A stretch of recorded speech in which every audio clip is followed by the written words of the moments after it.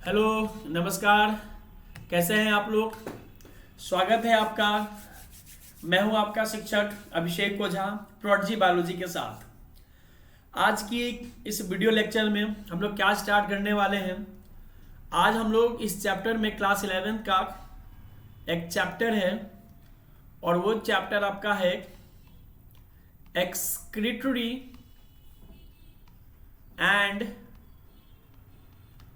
There elimination. मतलब कि हमारे बॉडी में जो एलिमिनेशन है, यानी कि जो बॉडी से बाहर हमें फेंकना है, तो किसका एलिमिनेशन है? तो वो एलिमिनेशन है क्या चीज का? एक्सक्रीटरी प्रोडक्ट का, है ना। एक्सक्रीटरी प्रोडक्ट का। और ये एक्सक्रीटरी प्रोडक्ट आया कहां से? सबसे पहले ये क्वेश्चन हमारे दिमाग में आएगा कि हम जिसका एक्सक्रीट आउट कर रहे हैं, तो उस एक्सक्रीट आउट के लिए जो भी प्रोडक्ट है वो प्रोडक्ट आ कहां से रहा है, ये पहले जानना बहुत ज्यादा हमारे लिए जरूरी है। तो इस चैप्टर से पहले एक चैप्टर है डाइजेशन। कौन सा चैप्टर है? डाइजेशन। तो ये जो चैप्टर है डाइजेशन, इसमें फूड का क्या होता है? ब्रेकडाउन होता है। और जब फूड की जब ब्रेकडाउन होती है, फूड का ब्रेकडाउन, चूंकि डाइजेशन क्या है? एक मेटाबॉलिक एक्टिविटी है जिसमें फूड क्या होगा? फूड ब्रेकडाउन होगा। फूड क्या हो रहा है? यहां पर ब्रेक डाउन हो रहा है, टूट रहा है। अब इस फूड को अगर हम लोग केमिकल फॉर्मूला से अगर रिप्रेजेंट करें तो C6H12O6 ये आएंगी। अब ये C6H12O6 जो है, यह बेसिकली ग्लूकोज हुआ, ग्लूकोज। और जब ये टूटता है, जब ये ब्रेकडाउन होगा, तो यहां से दो चीजें निकलेंगी। एक तो यहां से वेस्ट प्रोडक्ट भी निकलेगा, और यहां से जो हमारे बॉडी के लिए जो यूटिलाइज है, यानी कि एनर्जी, यानी कि एटीपी, तो यह एटीपी हमारे बॉडी में क्या हो जाएगा? यूटिलाइज हो जाएंगे। ये तो यूटिलाइज हो गया। लेकिन जो वेस्ट प्रोडक्ट निकला है, अब इस वेस्ट प्रोडक्ट का क्या करें हम? इसका रख के तो अचार डालना नहीं है शरीर के अंदर कि इसको भी हम क्या करते रहे, इसको बढ़ाते रहे, वो काम तो करना नहीं है। तो उनका भी हमारे बॉडी से बाहर निकलना, यानी कि उन्हीं का हमारे बॉडी से एक्सक्रीट आउट होना ही क्या कहलाता है? एक्सक्रीशन कहलाता है ना। तो एक्सक्रीशन के लिए हमारे लिए सिस्टम बना हुआ है। तो इसी वेस्ट को क्या करना है? हमारे बॉडी से एलिमिनेट करना है ना। एलिमिनेशन।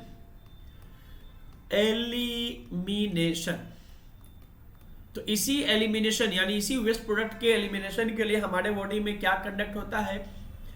तो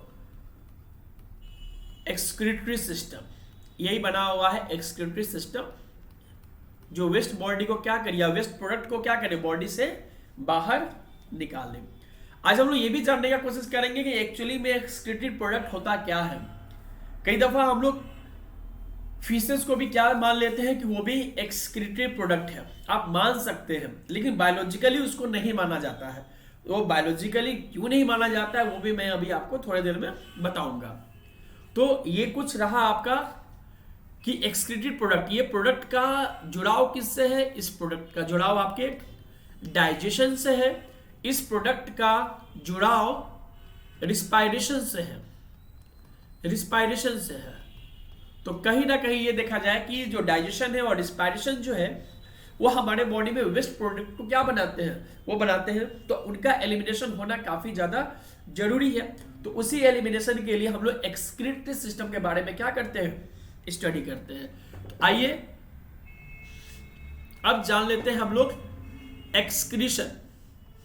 एक्सक्रीशन का डिफिनीशन, है ना। एक्सक्रीशन का मतलब क्या होता है? तो एक्सक्रीशन का मतलब हो जाएगा यहां पर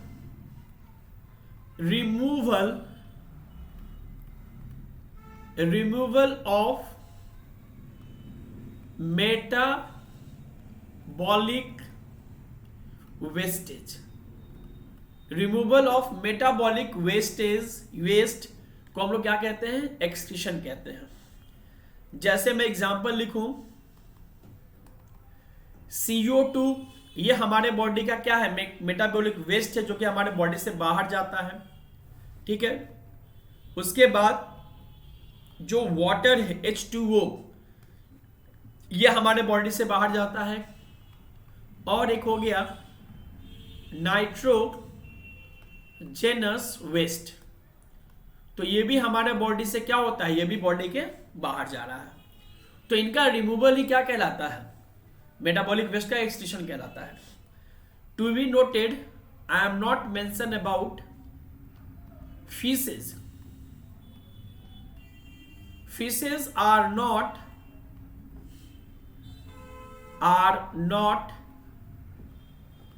excretory product. क्या नहीं है ये, excretory product नहीं है।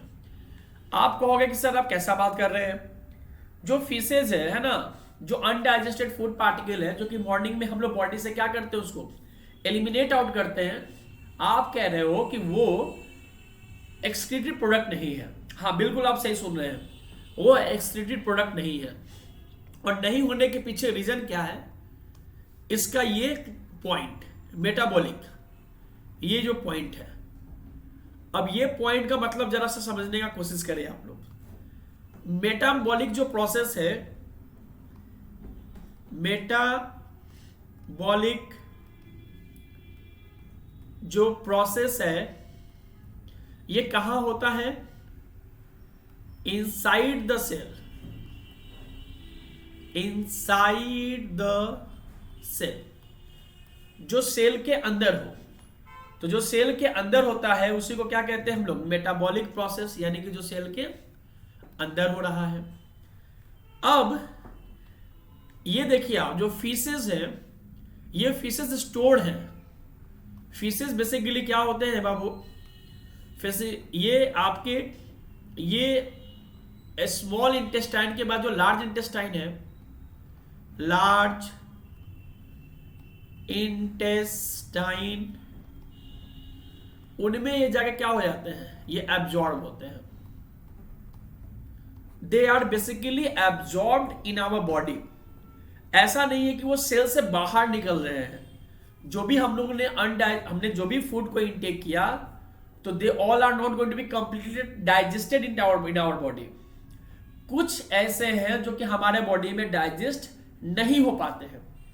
तो जो नहीं हो पाते हैं वही हमारे बॉडी से क्या होता है, एक्सक्रीट आउट होता है।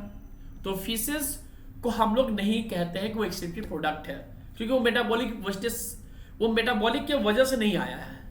थोड़ा सा और समझने का कोशिश कीजिए। थोड़ा सा ये समझेंगे कि जैसे मान लो आप कि ये कोई सेल है, मान लेते हैं कोई एम नाम का कोई सेल है यहां पर, और ये एम सेल जो है ये C6, H12, O6 इनको ये स्टोर करके रखे हुए हैं। यहां से ये O2 आया, अब इनको ब्रेक डाउन किया इस सेल से। इस सेल से क्या क्या चीजें निकली, इस सेल से निकला आपका CO2, इस सेल से निकला H2O, इस सेल से निकला आपका नाइट्रोजेनस वेस्ट निकला, है ना। तो ये जो भी मेटाबॉलिक प्रोसेस हुई, वो मेटाबॉलिक प्रोसेस कहां हुई, सेल के अंदर। तो यहां से प्रोडक्ट जो है वो बाहर निकल के आया, तो हम लोग कहते हैं इसको मेटाबॉलिक वेस्टेज। और एक्सक्रीशन के साथ सीन क्या है, फीसेस के साथ सीन क्या है, कि फीसेस हमारे लार्ज इंटेस्टाइन में जाकर क्या हो जाते हैं, एब्जॉर्ब हो जाते हैं। तो एक्सक्रीशन का आपको डिफिनेशन समझ में आ गया कि removal of the metabolic wastage is called excretion.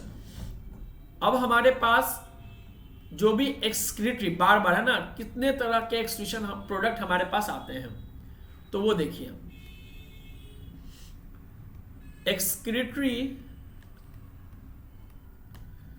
Excretory product, तो एक्सक्रीटरी प्रोडक्ट में क्या क्या आएगा, तीन चीजें आएंगी। पहली CO2,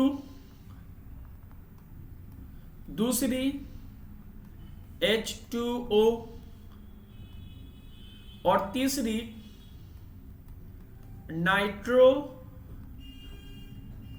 नाइट्रोजनस वेस्ट। अब आप में से बहुत सारे बच्चे तो CO2 को समझ रहे हैं कि चलो CO2 लंग्स के बॉडी से बाहर चला जाता है, H2O भी हमारे लंग्स से बाहर निकलता है, और जब हम लोग बोलते हैं तो भी ये बाहर की तरफ निकलता है। ये तब से हम लोग बात किए जा रहे हैं नाइट्रोजनस वेस्ट। ये नाइट्रोजनस वेस्ट है क्या? तो मैं आपको सिंपली समझाता हूं कि नाइट्रोजनस वेस्ट क्या होता है। When we consume the protein,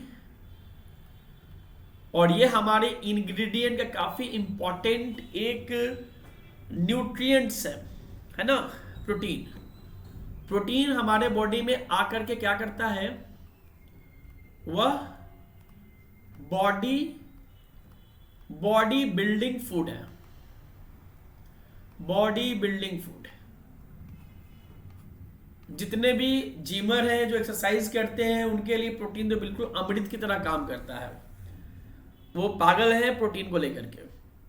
ये प्रोटीन हमारे बॉडी में जाकर के जब टूटता है तो इसके टूटने से जो वेस्ट निकल के आता है और उसके बाद जो यूजफुल थिंगें आती हैं, तो यूजफुल चीज़ों को तो हम लोग यूज कर लेते हैं, लेकिन जो इसका जो वेस्टेज है, इसी वेस्टेज को हम लोग क्या बोलते हैं, नाइट्रोजनस वेस्ट कहा जाता है। अब नाइट्रोजनस वेस्ट कितने तरह के? नाइट्रोजनस जो वेस्ट हैं वो बाबू 3 तरह का होता है, जो कि आपके NCERT किताब में दिया हुआ है। पहला तो दिया हुआ है अमोनिया, दूसरा दिया हुआ है यूरिया, और जो तीसरा दिया हुआ है वो है यूरिक एसिड। यानी कि नाइट्रोजनस वेस्ट बाबू कितने तरह के हो गए? ये हो गए आपके 3 तरह के, अमोनिया, यूरिया और यूरिक एसिड। अब हम लोग एक चीज को थोड़ा सा और फोकस करने वाली बात यह है कि जो भी एक्सक्रीटरी मोड में है या फिर मीडियम जो है, वो मीडियम सिंपल से कॉम्प्लेक्स होती चली गई है। सिंपल से कॉम्प्लेक्स। अगर हम लोग बात करें यूनिसेलुलर ऑर्गेनिज्म की एक तरफ, यूनिसेलुलर, और एक तरफ हम लोग बात करें मल्टी सेलुलर की, यूनिसेलुलर और मल्टी सेलुलर, अगर हम लोग इनकी बात कर रहे हैं तो आप जितने भी यूनिसेलुलर के बारे में सोच रहे हैं उनका पूरा जो एक्सक्रीशन जो होता है वो उनके बॉडी सरफेस बोल लीजिए, या उनका जो सेल मेम्ब्रेन है, सेल मेम्ब्रेन, उसके बारे में फर्दर हम लोग बात करेंगे। जैसे हम लोग थोड़ा सा मल्टी सेलुलर ऑर्गेनिज्म की तरफ मूव करते हैं तो यहां पर एक बात आती है कि यहां पर इवोल्यूशन ऑफ एक्सक्रीशन स्टार्ट हो जाता है। इवोल्यूशन ऑफ एक्सक्रीशन स्टार्ट हो जाता है, यानी कि पूरी तरीके से एक इवोल्यूशन है। इवोल्यूशन इन द सेंस हम ये कहेंगे, एक एग्जांपल लेते हैं, जैसे कि नेफ्रॉन हमारे बॉडी का यानी कि किडनी का क्या है, structural functional unit of function, मतलब समझ लीजिए कि किडनी काम किसके ऊपर करता है, नेफ्रॉन के ऊपर। तो ये नेफ्रॉन आज के डेट में जो पढ़ रहे हैं वो नेफ्रॉन शुरू से नहीं था, वो पहले सिंपल बेसिस पे था, सिंपल वर्क पे था, धीरे धीरे क्या हुआ, कॉम्प्लेक्स हुआ। तो ये कहानी प्रोटो नेफ्रिडिया से शुरू होकर के नेफ्रिडिया से नेफ्रॉन तक ये कहानी क्या है, ये पहुंची हुई है ना, ये यहां तक पहुंची हुई है, ये पहुंची हुई है बेसिकली। तो उम्मीद है कि आज ये इंट्रोडक्शन जो एक्सक्रीशन का वो आपको समझ में आया होगा कि हमारे शरीर के अंदर जो भी एक्सक्रीटरी है वो किस तरीके से काम करती है, प्रोडक्ट क्या है, किस तरह से ये काम कर रहा है। है ना। तो आपको ये चीज़ें समझ में आई होंगी। तो ठीक है, मिलते हैं फिर हम लोग अगले क्लास में इसके पार्ट 2 के साथ। तब तक बने रहिए और अगले वीडियो का इंतजार करते रहिए। धन्यवाद।